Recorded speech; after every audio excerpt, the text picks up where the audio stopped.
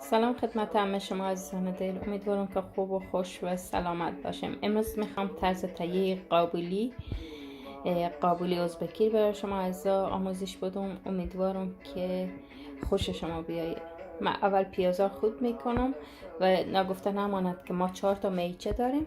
با 1 کیلو برنج که من خیس کردم 5 عددم پیاز من اینا خود کنم دوباره. خب عزیزای ما روغن کنجد داریم که اینجا شیشه خورده متاسفانه یک سره ما 1 شیشه از روغن کنجد استفاده میکنیم. خب چون کمه مجبور از روغن زیتون هم 1 کم استفاده کنیم. البته قابلی خیلی از کسا پخته میکنم و هر کس به طریق خود آموزش میده.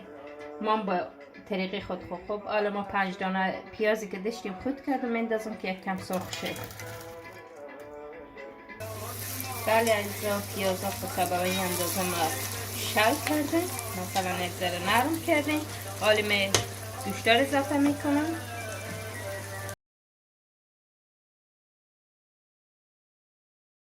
ما برای خود ما وقتی میخوریم این حالا همه که میگذارم به مدت 20 دقیقه تجگاز خورم کمی پین میکنم. باز را در 20 دقیقه نتیجه کار به شما نشون میدم. با الزام تا گوشتا که گذاشتیه تا اونا به 60% استفاده کرده من زردکار سرخ میکنم. باز بعد کشمیشاک سرخ میکنم. باز به شما نشون میدم میام از گوشتایی که فعلا داره سرخ میشه. باز برای شما نشون میدم ببینیم چی میشه. بله ایسا زردکار تا این اندازه که سرخ شد من آل کشمیش اضافه میکنم و باز کشمیش همین اندازه میخوام که سرخ شه و 1 ذره گوشتم آمده دیگه تفته شده. اینا من تفته شده خلاصه اینا سرخ شه. باز ببینید که از کار چی در میایه. آل اینا رو همه بم میزنیم. خب بم دیگه هم مخلوط میکنیم.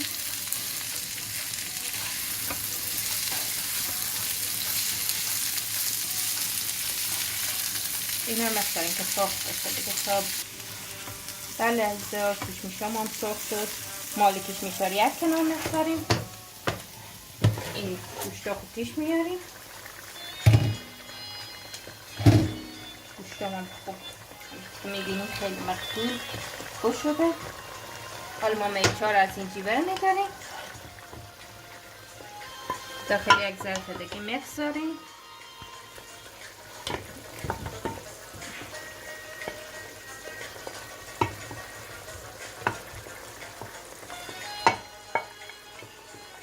بله عزیزا گوشتا رو برداشتیم. بعد پیازا و اینا کسته ما چون حال پیازی و خیلیه ما خیلی او نیاز نداریم که بزی اضافه کنیم چون که لاب میگیره باز برنج خیلی نرم میایه. مال او بزی اضافه میکنیم. 1 گلاس آب اینجا دارم آب اضافه میکنیم برای او.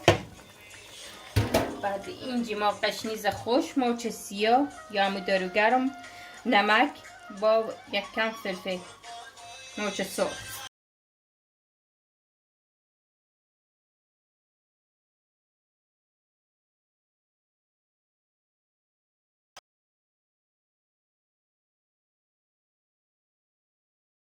کشمیشایی که تیار کردیم اینا رو میندازیم. بعد اینا که انداختیم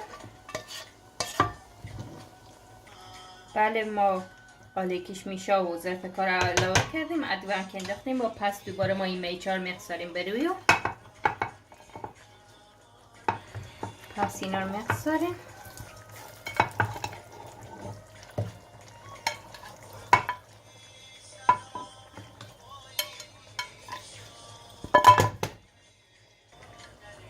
بله عزیزا ما گوشتار اضافه کردیم.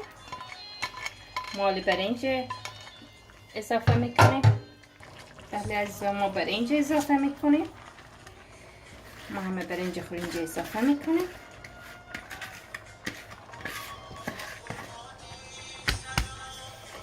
آب اضافه میکنیم. بله عزیزا ما آب اضافه کردم. آب کمه دیگه هم آب اضافه میکنم بزو ولی اینا خود زعفرونه. زعفرون اینا ذائقه‌ایه، میگم هر کس به طریق قبولی درست میکنه.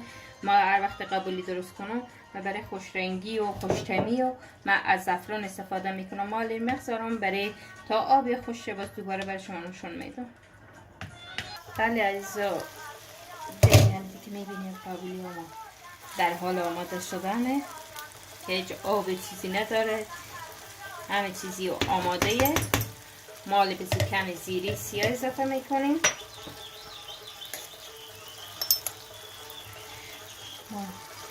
یک قاشق زیره اضافه میکنیم برای خوشبویی و دست آخر اضافه میکنیم که طعمی خوب به غذا از بشه.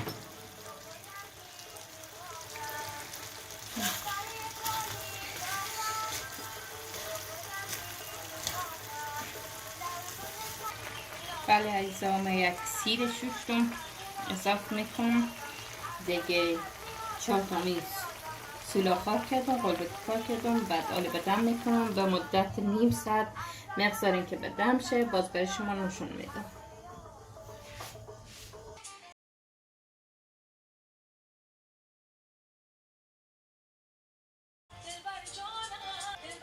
مالیانه دیگه میکشم، باز برای شما نشون میدم که چی رقم آماده. ولی فعلا که از بوی و از همه معلوم میشه خیلی هم عالی آماده.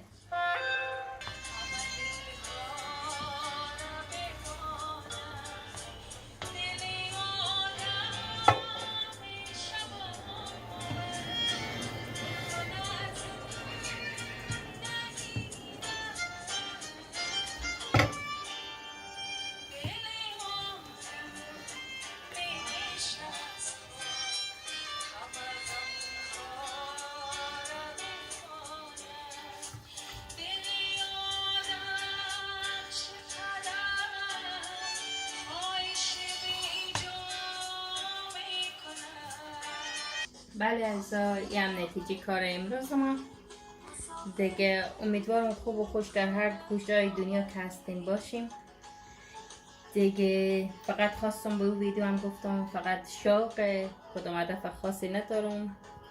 یک روز یک وقت خیلی خوبی به همگی عزیزا آرزو میکنم. امیدوارم در هر کجای دنیا که هستیم خوب و خوش و سلامت باشیم. تا برنامه بعد، خدا یار نگهدار همگی تا.